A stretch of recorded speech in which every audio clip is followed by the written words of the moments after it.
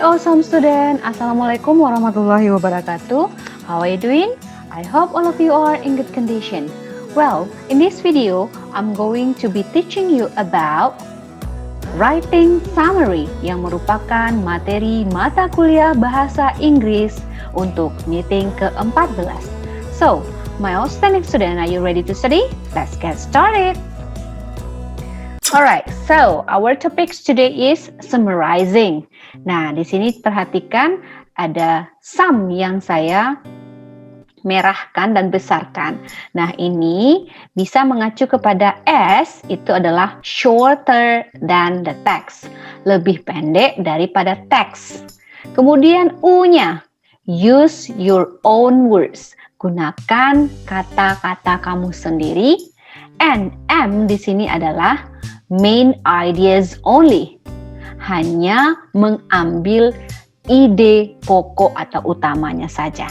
So, kalau begitu, what is summarizing? Here we go.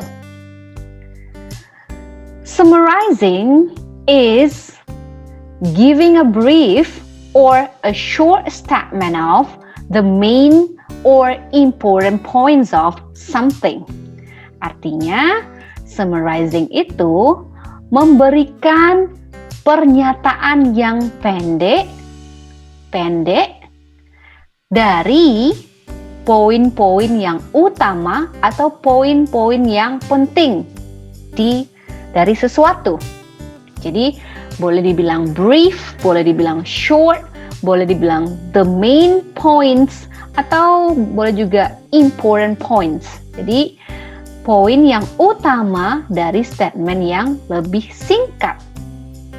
So, kalau begitu kita analogikan seperti ini, anggap ini sebuah teks dari beberapa kalimat, kemudian summarizing itu menjadi seperti ini. Teks yang panjang menjadi teksnya yang pendek. Short atau brief, tapi adalah poin-poin yang pentingnya saja. That's it. Summarizing. Alright? Nah, summarizing menurut pendapat Mikulayki pada tahun 96 menjelaskan bahwa summarizing adalah sebuah teknik membaca yang meminta pembaca untuk menceritakan kembali isi teks yang dibaca dengan mengambil bagian penting dari teks sehingga isi teks menjadi lebih pendek atau singkat. Ini isi ya. Oke, nah inilah pendapat ahli mengenai summarizing. Nah, kalau begitu, why is it important? Mengapa summarizing ini penting? Here we go. It allows you to restate key information in a way that is short and in order. Nah, mengizinkan kita untuk membuat restate, menyampaikan kembali informasi pentingnya saja, key information. Key itu berarti kunci yang pentingnya saja, informasi yang pentingnya saja dalam bentuk yang singkat dan teratur. Jadi, inilah poinnya. Restate key information, menyampaikan informasi yang penting-penting saja, menyampaikan kembali dari bacaan, dan kalau bisa gunakan bahasa kita sendiri dengan memiliki kesamaan makna atau sinonim. Alright. Nah, the main or important points that must be considered for making better summarizing menurut Mikulayki tahun 96 adalah atau poin-poin utama yang harus kita perhatikan untuk membuat kesimpulan atau summarizing itu menjadi lebih baik menurut Mikulayki. Pertama, contains main ideas and main supporting ideas. Artinya kita hanya mengambil ide pokok saja dan ditambahkan ide penunjang lainnya, tapi yang hanya utama, main. Tidak yang minor, tidak yang contoh-contoh, tapi yang inti atau penunjang utama. Karena nanti ada supporting ideas itu diberikan contoh-contoh dan itu tidak kita masukkan. Kemudian does not contain additional information to the text or repetition of information or reader's opinion. Nah, kita tidak perlu juga memberikan tambahan informasi terkait atau informasi yang minor, yang kecil-kecil. Yang kecil-kecil dan minor ini maksudnya seperti contoh-contoh untuk mensupport idea tidak perlu kita tambahkan dalam sebuah summary. Dan kita tidak boleh mengulang informasi dan bahkan tidak perlu memberikan opini kalau dalam membuat maksudnya dalam melakukan summarizing atau membuat kesimpulan. Alright. Nah, menurut pendapat Mikulicki ada 3 bentuk atau hal yang bisa kita lakukan untuk menarik sebuah kesimpulan. Kesimpulan itu bisa di dalam sebuah kalimat, paragraf, dan bahkan di dalam teks yang panjang tentunya ya, essay dan artikel. Jadi artikelnya ada yang artikel pendek, ada artikel panjang, essay pendek, essay panjang. Ya, intinya ketiga ini bisa kita lakukan atau menarik kesimpulan atau membuat summary. Okay. Now we come to the first one, menyimpulkan kalimat atau membuat writing summary fokus kepada sebuah paragraf, kalimat atau sentence. Nah, bagaimana caranya? Pertama, buang kata-kata yang tidak perlu atau yang tidak penting. Kedua, carilah satu padanan kata untuk menyimpulkan uraian yang ada pada kalimat. Jadi setelah kita buang, ini nggak penting, ini cuma pendukung contoh, dan dengan memberikan contoh buang. Setelah itu baru kita cari padanan katanya dengan cara mencari sinonimnya barangkali. Dan kamu kalau tidak memiliki kemampuan menemukan sinonimnya bisa melihat kamus. Kemudian perhatikan kata yang menceritakan isi atau pokok kalimat. Nah, you have to be careful with the words atau kata yang memberikan ide dari sebuah kalimat tersebut. Alright. Now let's see the example. The tall cowboy put the saddles on his horse, untied him from the fence, waved goodbye, and rode off into the sunset.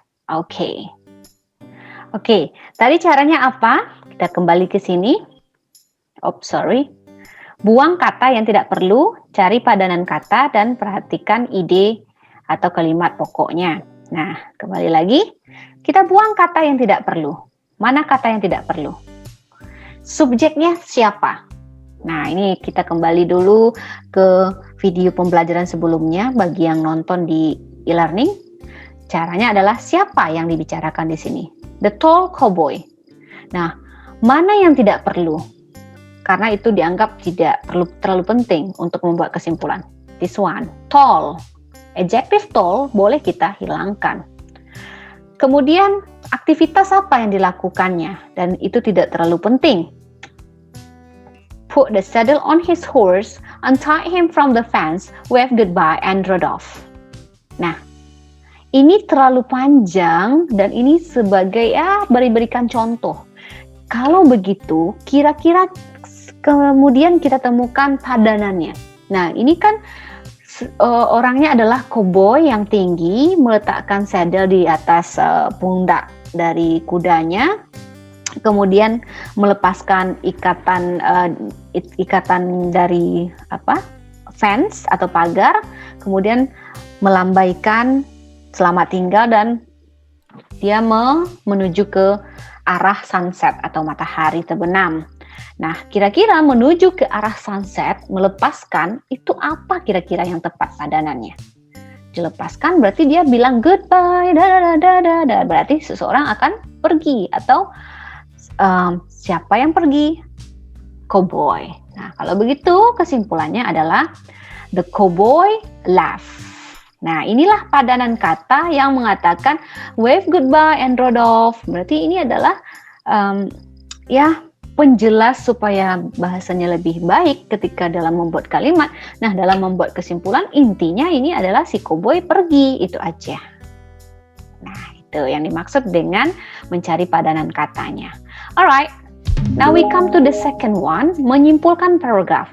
Di atas kalimat ada paragraf. Contohnya, sebelum contoh dulu.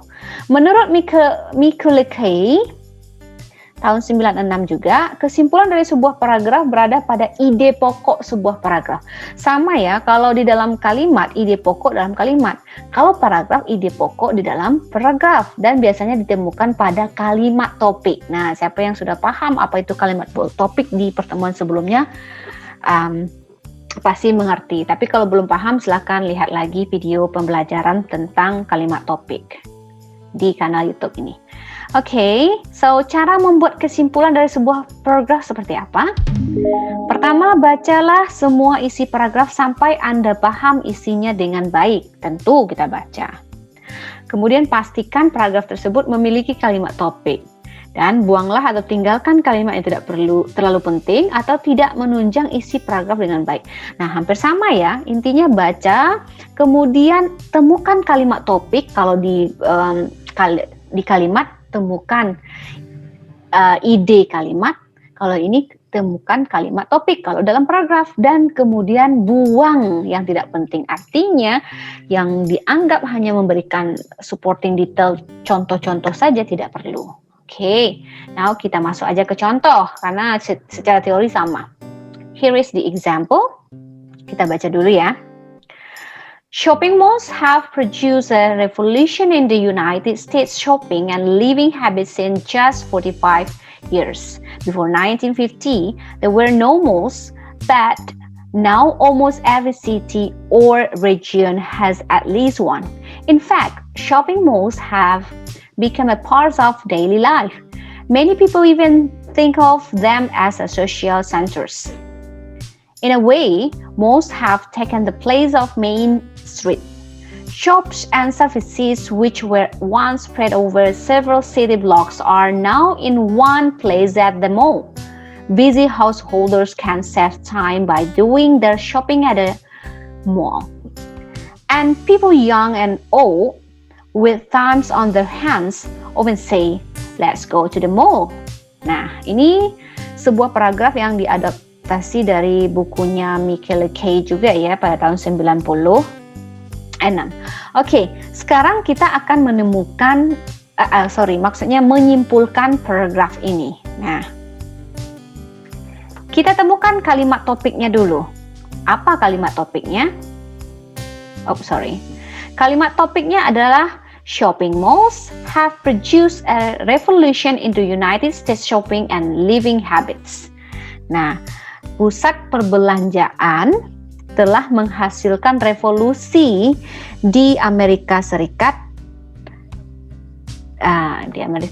ya, atau telah menghasilkan revolusi shopping di Amerika Serikat, dan ini menjadi kebiasaan hidup orang Amerika Serikat dalam 45 tahun belakangan gitu ya. Hanya dalam 45 tahun ini. Nah, gara-gara adanya shopping mall ini, maka shopping mall ini dia, subjeknya mana atau topiknya mana, shopping mall. Kemudian kalimat topiknya apa? Ini dia kalimat topik. Kalimat topik itu berarti dia harus berupa kalimat, harus ada subjek, harus ada predikatnya. So, inilah kalimat topiknya. Nah, setelah kita menemukan kalimat topiknya, baru kita buang yang tidak perlu-perlu. Di bawah ini hanyalah sebuah pelengkapnya saja atau additional atau supporting detailnya. Di mana sebelum tahun 1950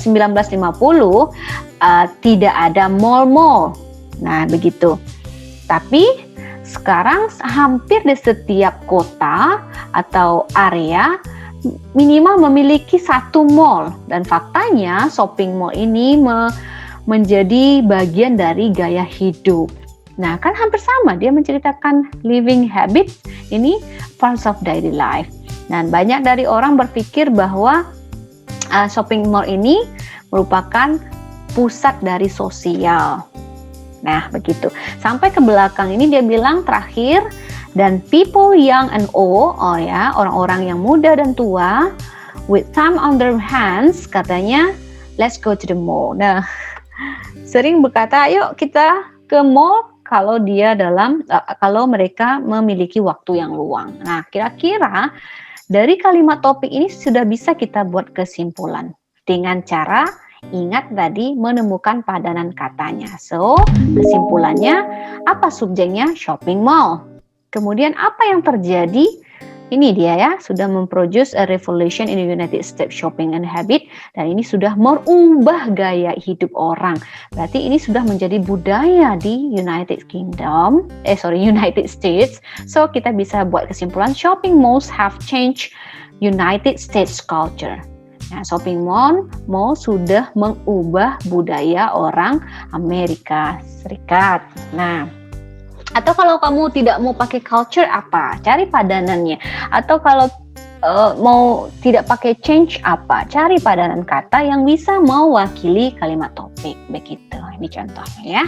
Alright, now we come to kalimat atau menyimpulkan teks. Teks itu ada yang teks pendek dan teks panjang. Sekarang yang pendek dulu.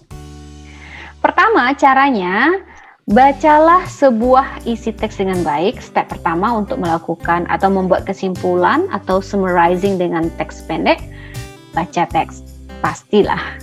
Kemudian yang kedua, ulangi kembali membaca teks dengan menggarisbawahi kalimat topik dari masing-masing paragraf. Nah, kalau satu paragraf kan satu kalimat topiknya. Tapi kalau sudah teks, berarti dia sudah memiliki beberapa paragraf. Masing-masing paragraf itu memiliki kalimat topik tentunya. Jika Anda, maksudnya di sini ya, sebentar saya tambahkan dulu. Oke. Jika Anda tidak bisa menemukan kalimat topik, tulis saja sebuah kesimpulan singkat dari masing-masing paragraf. Nah, kira-kira apa sih kesimpulan singkat dari masing-masing paragraf dengan cara apa tadi? Key information. Menemukan key information, dan kalau bisa dia restatement.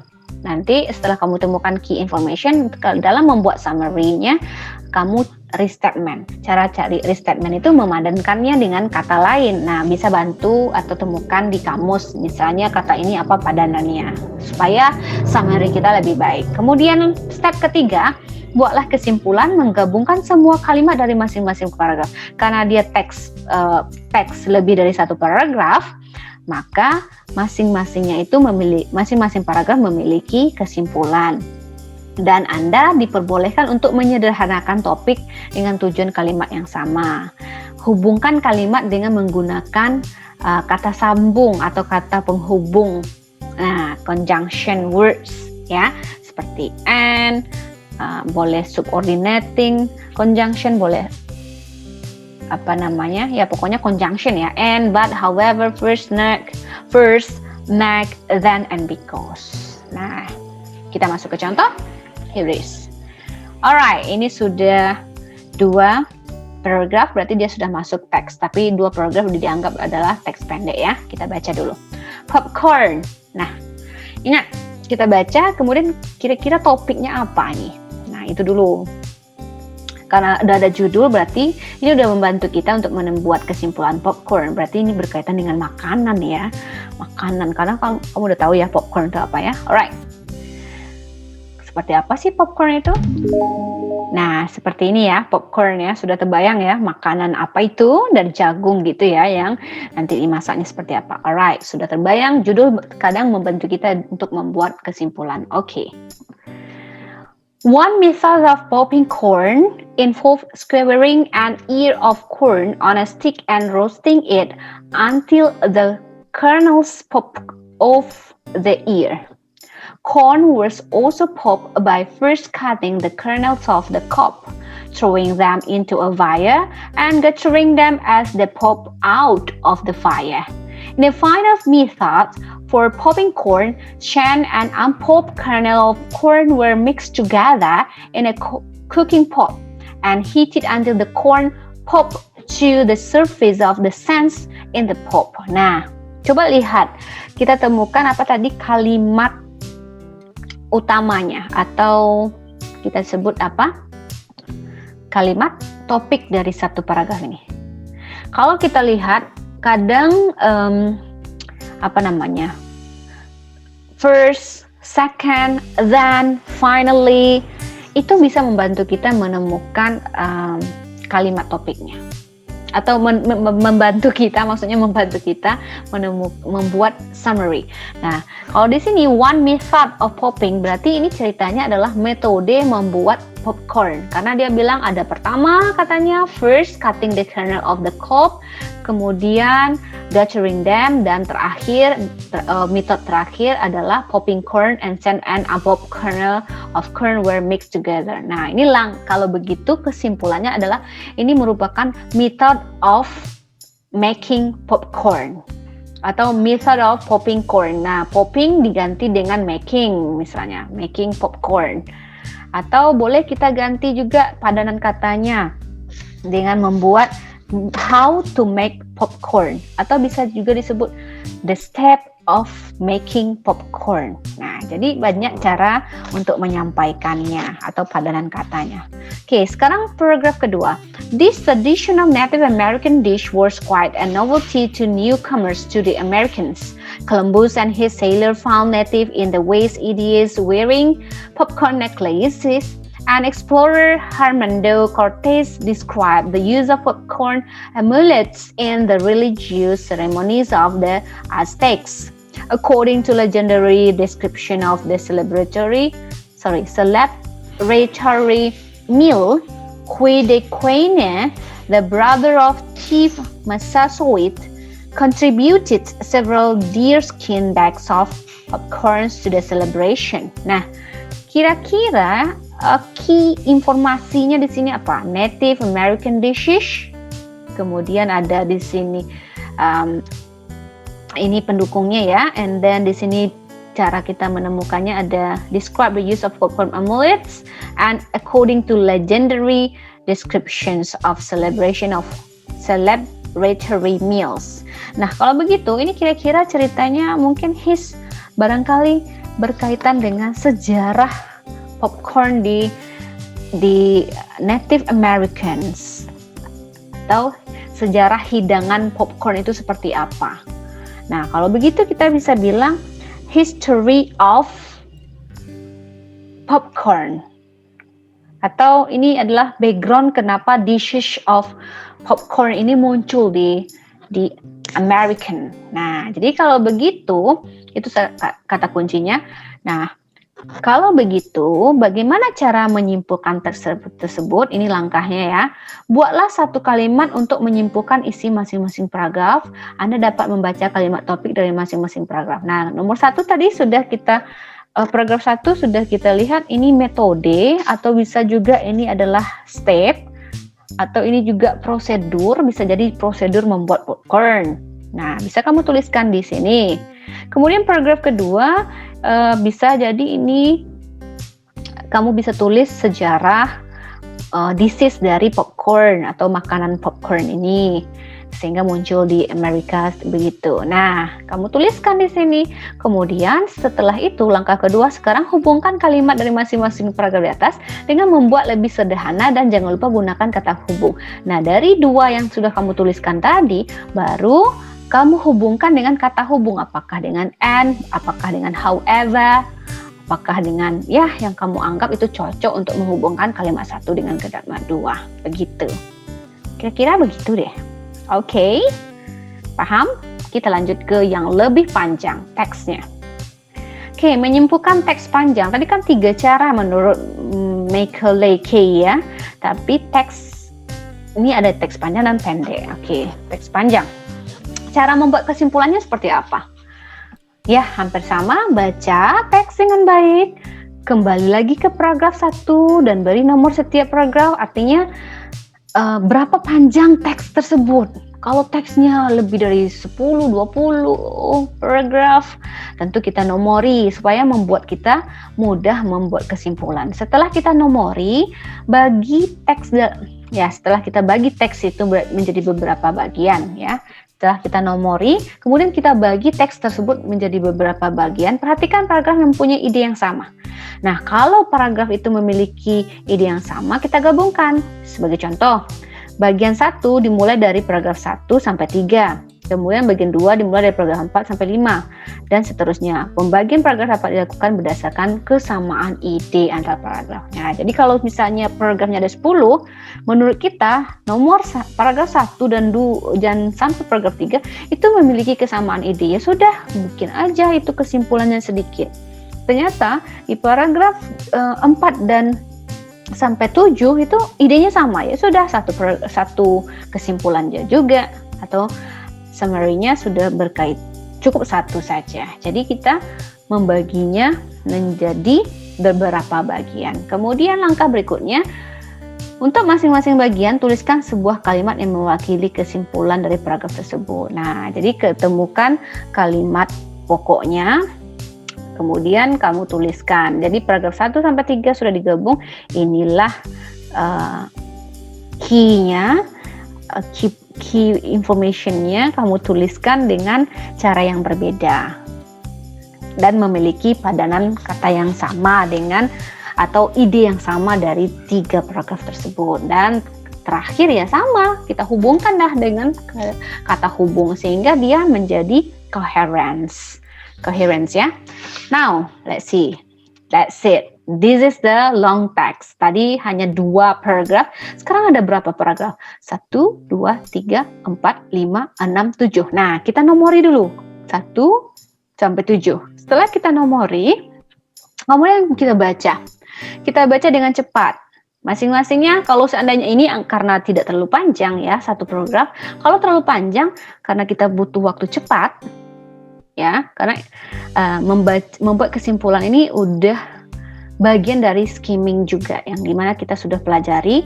Kalau dia satu paragraf itu terlalu panjang, kita temukan kalimat topiknya, topik sentence-nya, kemudian baca supporting detail sedikit-sedikit dan akhirnya akhir dari paragraf tersebut, karena akhir paragraf itu kadang-kadang itu menunjukkan conclusion-nya. Nah, begitu. Nah, sekarang kita baca in the middle of the winter, homes are so tight. Householder want to cut down on a heat bill and save natural resources, so they makes their homes tight. Anggap kita baca dengan cepat. And then the typical home apartment can have many different kinds of position in it. Okay, some can even cause cancer. And terakhir kita baca, hundreds of pollution can be found, but you don't have to stop breathing in the air your home. And blah blah blah. Okay, semua bercerita tentang home. Nah, kita ingat tadi caranya adalah gabungkan teks yang memiliki ide yang sama. Nah, kita gabungkan. Enggak, paragraf 1, 2, 3 itu memiliki ide yang sama. Kemudian kita baca Wolfert found that some common house plant and had an appetite for certain presence in the air since he began his study. Berarti he ini mengacu kepada Wolverton. Then plant takes the pollution in the earth through the leaf along the carbon oxidation process of photosynthesis. Okay, Wolverton predicts, masih si Wolverton yang dicerita subjeknya masih si Wolverton, predict that someday all homes and offices will have indoor garden built into them. There will be a normal part of design of the building's air control systems. Nah, kalau begitu, ide dari paragraf 4, 5, 6, 7 itu sama. Nah, jangan lupa baca judul. Tadi belum baca judul ya, Ibu belum baca judul. Better Homes in Garden. Ya, rumah yang bagus itu di area perkebunan katanya. Nah, 1, 2, 3 ini karena memiliki kesamaan ide, kita cukup buat sebuah kesimpulan pendek saja dari 3 paragraf ini. Begitu juga ini. Nah, setelah itu baru kita gabungkan kedua ide tersebut dengan conjunction atau kata hubung yang mewakili dan membuat kalimat itu menjadi coherence. Begitu. Nah, ini kamu bisa coba latihan sendiri. Alright. Now, tugas kamu apa? Untuk tugas membuat kesimpulan, Ibu tidak berikan kamu membuat kesimpulan yang panjang, teks panjang, tapi untuk kali ini masih pada membuat kesimpulan kalimat saja. Nah, secara individu, ini ada 4 tugas yang akan kamu kerjakan. Kita lihat contoh ya. In Natasha's library, you can find mysteries, novel, bibliographies, travel books, how-to manual, science fiction, trailers, and reference book. Nah, kira-kira apa ini summary-nya? Tadi sudah dijelaskan kalau membuat summary untuk kalimat, bagaimana langkahnya sudah dijelaskan. Nah, ingat subjeknya siapa? Atau apa yang dibicarakan? Atau bisa jadi di mana ini terjadinya? Oke, who, when, what, where, why, and how. Nah, tapi yang kamu ambil hanyalah yang penting. Subjeknya siapa dan penjelasnya itu bisa dirangkum atau digantikan dengan kata yang tepat dan kata yang mewakili pernyataan. Nah, ini diceritakan adalah mysteries, novel, bibliographies, travel books, how. Kira-kira ini apa? Apakah ini buku? Apakah ini fiksi? Atau karya sastra? Atau apa? Nah, seperti itu. Saya hanya sedikit memberikan clue untuk kamu semua. Nah, coba buatkan summary-nya di sini. Oke, jadi tugas kamu hanya membuatkan kesimpulan dari kalimat ini. Ada 4 kalimat yang akan kamu kerjakan. Kemudian kamu tulis tangan ya dengan kamu tulis tangan dengan selembar kertas. Kemudian kamu foto atau kamu scan dan dikirim ke e-learning, tapi mengirimnya harus dengan format PDF. Okay, my awesome students. So I think that's all about our lecture today. I hope everyone and I hope you got the points, dan saya harap ini ya video ini membantu untuk pembelajaran kali ini. Oke, sekian dulu perkuliahan kita. Sampai jumpa pada for the next meeting. Assalamualaikum warahmatullahi wabarakatuh. See you, bye bye.